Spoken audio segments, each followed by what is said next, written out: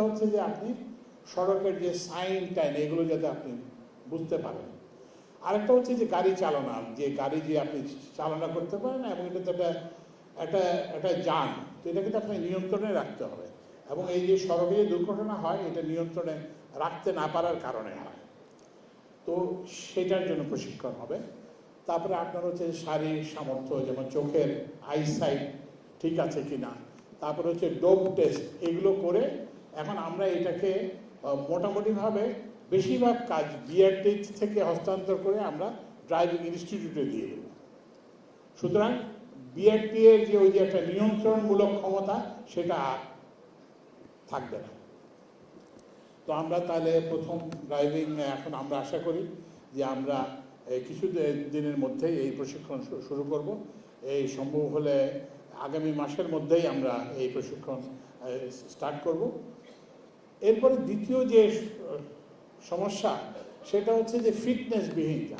আপনি চালক হিসেবে যতই প্রশিক্ষণ প্রাপ্ত হন না কেন, আপনার যদি ব্রেক ঠিক না থাকে, আপনার অন্যান্য জিনিস যদি ঠিক না থাকে, তারপরে হচ্ছে যে এই যদি এটা কালো ধোঁয়া বেরোতে থাকে, তাহলে তো কোনো কাজ হবে না। তো সুতরাং এটাকে করার জন্য আমরা ওই যে শ্রমিক মালিক পরিবহন সমিতির সঙ্গে আমরা কথা বলে আমরা ফিটনেসবিহীন যানবাহনগুলোকে আমরা ডাম্পিংয়ে পাঠাচ্ছি, এবং এটা কিন্তু আরও বাড়বে। তো সুতরাং যারা গাড়ি করেন, গাড়ির যারা মালিক, তারা তাদের গাড়ির ফিটনেসটা ঠিক রাখতে চেষ্টা করবেন, এবং ফিটনেসবিহীন গাড়ি কিন্তু কোনো অবস্থাতেই চলতে দেওয়া যাবে না, কারণ এটাও কিন্তু ওই যে সড়কে যে দুর্ঘটনা, এটা আমি হাঁটতে শুরু করলাম। তো হাঁটে এখন আপনি তো ধরেন 12-13 কিলোমিটার পর তো আর হেঁটে যাওয়া যায় না। তারপরে আমি বললাম যে ঠিক আছে আমরা মোটরসাইকেলে যাব।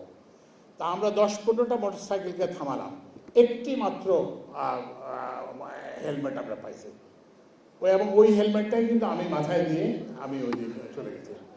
তো ওই জন্য ওই যে হেলমেটের ব্যবহার বাড়াতে হবে, এবং এই জন্যই আমাদের এই বছরের যে প্রতিপাদ্য সেটা হচ্ছে যে ওই যে যেটা বললাম যে মানসম্মত হেলমেট ও নিরাপদ গতি কমবে জীবন ও সম্পদের ক্ষতি। এবং এই যে হেলমেটটা যে একটা মূল বিষয়, এটাকে করার জন্যে যেসব সড়কে যে নির্মাণ কাজ চলতেছে এবং যাত্রীদের ভোগান্তি হচ্ছে, সেই সব এলাকায় আমরা 10,000 হেলমেট দেব, এবং আজকে প্রতিনিধিত্বমূলকভাবে কয়েকজনকে হেলমেট দেওয়া হবে। তো এইটার উদ্দেশ্য যে দেশে তো লক্ষ লক্ষ হেলমেট কি বলে যে মোটর বাইক আছে, তো আমরা তো সবাইকে হেলমেট দিতে পারবো না, কিন্তু আমরা আশা করব যে এর মাধ্যমে যে সচেতনতা সৃষ্টি হবে, তাতে যে সড়ক দুর্ঘটনার পরিমাণ এবং সড়কে প্রাণহানির পরিমাণ অনেকটাই কমে যাবে। এরপরে শেষের যে প্রসঙ্গটা আমরা বলতে চাই যে সড়ক দুর্ঘটনা আমাদের জন্য একটা গ্লানি, আমাদের জন্য একটা ব্যর্থতার প্রতীক, এবং এই সংখ্যাটা কিন্তু বেশ বড়। বাংলাদেশে এই 2015 থেকে 14 থেকে 25 এই সময়ে প্রতিদিন 15টি করে সড়ক দুর্ঘটনা ঘটছে, মৃত্যুর হচ্ছে 27 জনের, আহত হচ্ছে 38 জন।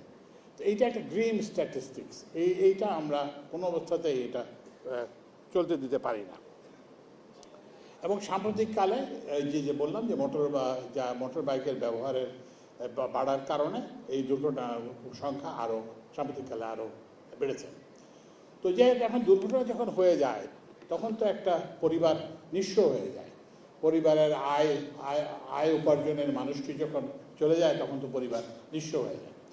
তো ওই জন্য সড়ক আইনে এই জন্য একটা পরিবারকে একটা সহায়তা, আমি এটাকে ক্ষতিপূরণ বলতে চাই না, কারণ জীবনের কোনো ক্ষতিপূরণ হয় না, এটাকে আমরা পরিবারকে সহায়তা বলি। তো সেইটার একটা 5 লাখ টাকা দেওয়ার একটা আইনি বিধান আছে, কিন্তু অনেক ক্ষেত্রেই এটা পরিবার পায় না। তো ওই জন্য আমরা বিআরটিএকে নির্দেশ দিয়েছি যে এই যে সড়ক দুর্ঘটনায় যারা ক্ষতিগ্রস্ত হবে না, যারা নিহত হবেন, যারা আহত হবেন, তাদের পরিবারকে এই সহায়তাটা, আগে ছিল যে উনি চাইবেন আমরা দিব, আমি বলছি যে না, আমরা বলছি যে এইটা না, এটা হচ্ছে যে এটা আমাদের দায়িত্ব তাকে ওনাকে যে যে পরিবারের সদস্য নিহত হয়েছেন কিংবা আহত হয়েছেন তাকে খুঁজে বের করা এবং খুঁজে বের করে ওই টাকাটা পৌঁছাতে হবে। কারণ এই যে দুর্ঘটনাটা ঘটলো এটা তো ওনার যে যে ইয়ে কোনো কোনো ক্ষেত্রে হয়তো যে চালকের ইয়ে হতে পারে কিংবা ইয়ে হতে পারে, কিন্তু বেশিরভাগ ক্ষেত্রে এরা কিন্তু নিরীহ ভিকটিম। তো ওই জন্য এটা পৌঁছানোর ইয়ে করাবে এবং আমরা বিআরটিকে বলছি যে আমরা একটা টার্গেট দিব যে এই সময়ের মধ্যে এত শতাংশ লোককে কি বলে যে পরিবারকে সহায়তা দিতে হবে, এই সময়ের মধ্যে এই পরিবারকে সহায়তা দিতে হবে। আরেকটা জিনিস যেটা বলে আমি আমার কথা শেষ করতে চাই, সেটা হচ্ছে যে এই যে সড়ক যে ব্যবস্থা আমাদের যে মহাসচিব যেটা বললেন যে এটা কিন্তু একটা কি বলে যে কালেক্টেড অ্যান্ড কোঅর্ডিনেটেড এফোর্টের প্রয়োজন। এটা যদি শুধু সড়ক বিভাগ যে করবে সেটা না, এটার সঙ্গে সবাইকে করতে হবে। আরেকটা জিনিস আমি এর আগে আরেকটা কথা বলতে চাই, সেটা হচ্ছে যে আমাদের একটা নিরাপদ সড়ক প্রকল্প বিশ্ব ব্যাংকের প্রতিনিধিরা এখানে আছেন, আমরা বিশ্ব ব্যাংকের প্রতিনিধিদের সঙ্গে এটা নিয়ে কাজ করতেছি। যে ওয়ার্ল্ড ব্যাংকের যে প্রজেক্টটা আছে সেখানে কতগুলো কম্পোনেন্ট আছে। আপনারা জানেন যে কতগুলো নির্দিষ্ট জায়গায় পরপর ইয়ে হচ্ছে, সড়কে দুর্ঘটনা হচ্ছে, প্রাণহানি হচ্ছে, মানুষ আহত হচ্ছে। তো এই যে বিশ্বব্যাংকের যে সমর্থিত যে প্রকল্প, সেই প্রকল্পের আওতায় আমরা সেসব জায়গায় সাইন, ওই যে ঝুঁকিপূর্ণ এলাকায় এখানে সাবধানে গাড়ি চালান, এগুলো লাগানোর ব্যবস্থা করেছি।